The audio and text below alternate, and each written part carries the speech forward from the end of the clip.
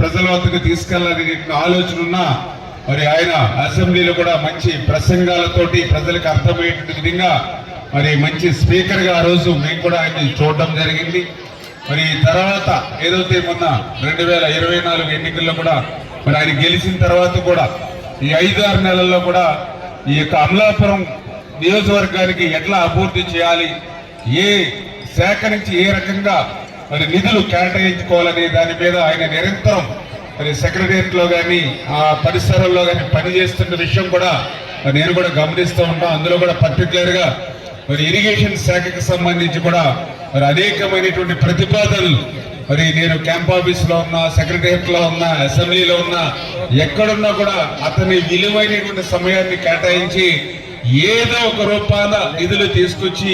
అమలాపురం నియోజకవర్గాన్ని మంచి అభివృద్ధి సంక్షేమ రంగంలో ఆదర్శవంతమైన నియోజకవర్గంగా మలచాలనేటువంటి ఆలోచన అడుగడుగునా కూడా ఆనందరావు గారిలో కనిపించడం అనేది నేను చాలా గమనించడం జరిగింది. ఓన్లీ ఎస్యాను ప్రజానికే కాకుండా మొత్తం ఈ యొక్క టోర్నమెంట్ అంబేద్కర్ కోనసీమ జిల్లా వాస్తవ్యులు అందరికీ కూడా గర్వకారణం అని తెలియజేసుకుంటూ మరొకసారి